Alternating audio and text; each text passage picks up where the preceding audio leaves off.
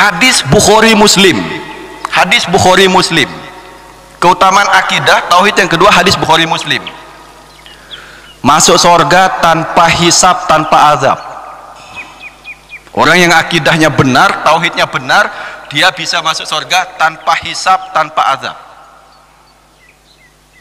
Disebutkan di hadis Bukhari Muslim, panjang hadisnya.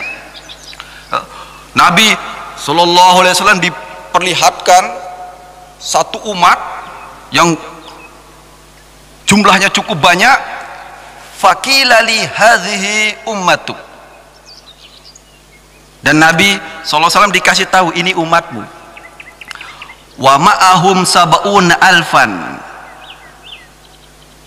mereka di antara umatmu itu ada 70.000. Yadkhulunal jannah, akan masuk surga bi ghairi hisabin wala azabin, tanpa hisab, tanpa azab. Yadkhulunal jannata bi ghairi hisabin wala azabin, akan masuk surga dari umat Nabi SAW 70.000 tanpa hisab, tanpa azab. Hadis Bukhari Muslim. Nabi SAW sangat cinta kepada kita umatnya. Dalam hadis riwayat Muslim, beliau SAW minta tambahan kepada Allah, lalu dikabulkan. Setiap orang dari 70.000 akan bawa 70.000 lagi. Kalau kita sibuk ngitung ya, 70.000 kali 70.000. Kalau sahabat nggak ada yang ngitung. Sebutkan dalam hadis ini, sahabat itu bertanya-tanya, siapa mereka ya Rasulullah? Mungkin mereka yang melakukan amalan ini, amalan itu. Coba perhatikan, sahabat itu nggak ada yang mengklaim dirinya. Ketika Nabi SAW menyampaikan 70.000 dari umatku akan masuk surga, nggak ada sahabat yang mengatakan aku wahtia lemak, nggak ada. Padahal sahabat jihad sama Nabi, betul? Sahabat berjuang mati-matian sama Nabi, betul?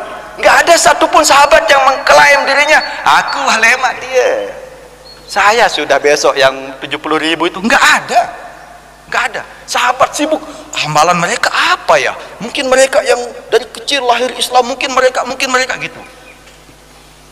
Ya Allah. Nah, karena berdebat-debat, Nabi SAW keluar dan menyampaikan siapa mereka. Mereka adalah orang yang akidahnya bagus, tauhidnya bagus. Maka belajar akidah ini nggak main-main. Kalau bisa rutin ini. Karena akidah ini berkelanjutan, dia banyak pembahasannya. Ini baru keutamaannya, keutamaannya. Belum lagi nanti apa itu ya, rububiyah, apa uluhiyah ya. Oke, sebentar.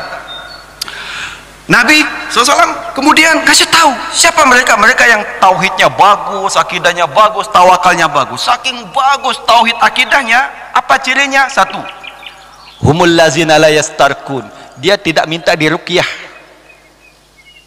Saya tanya, ruqyah boleh tidak?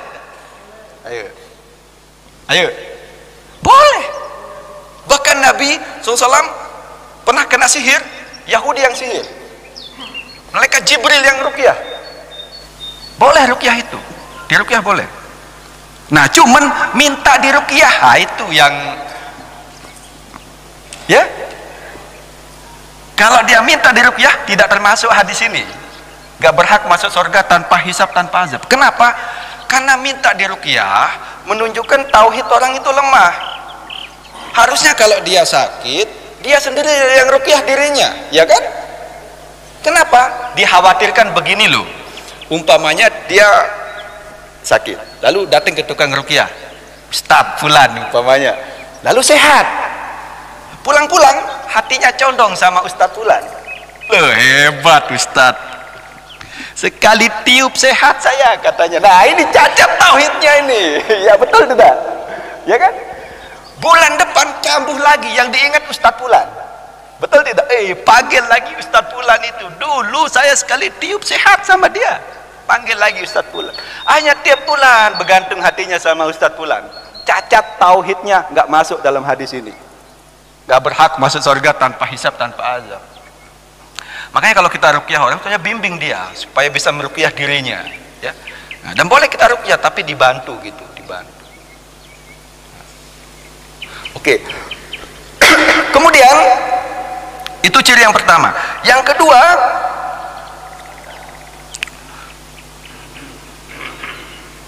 saking bagusnya akidahnya hamba ini, bagusnya tauhidnya hamba ini, syirik-syirik yang dianggap enteng oleh masyarakat nggak dia lakukan, apalagi syirik yang besar.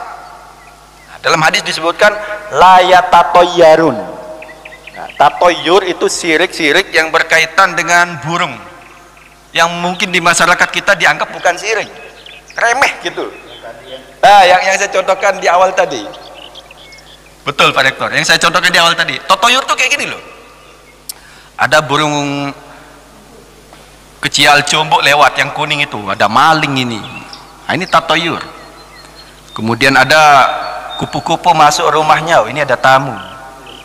Iya, sering itu, betul. Iya, gatel tangannya, ada rezeki katanya. Ya kan?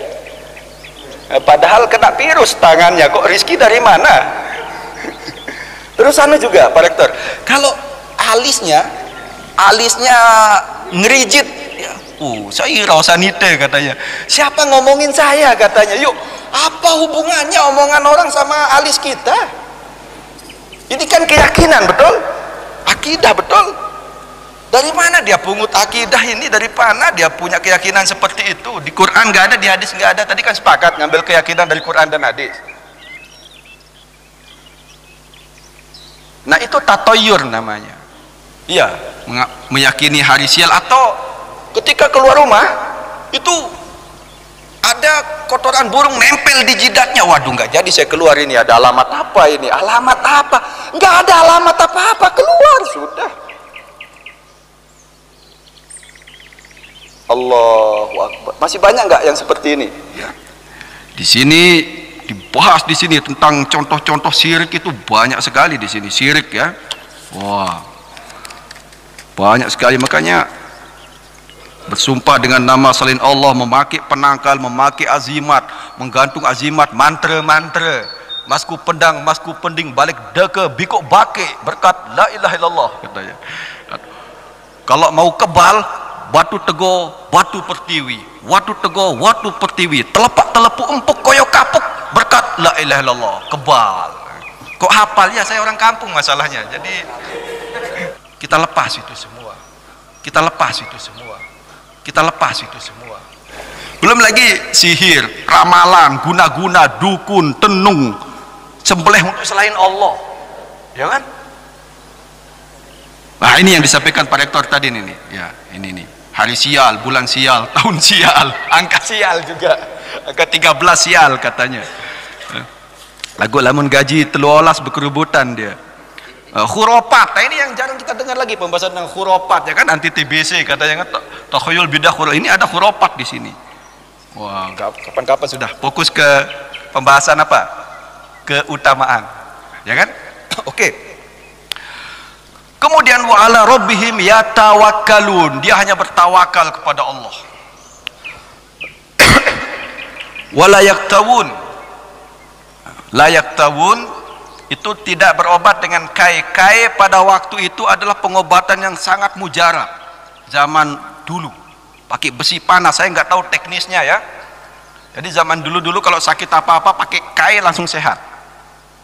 Nah, kenapa? Karena memang nanti dikhawatirkan hatinya akan bergantung ke sana, bergantung ke sana. Maka kita harus yakin Allah yang kasih kita kesehatan, kesembuhan, bukan dokter. Baik, kita lanjutkan kalau gitu.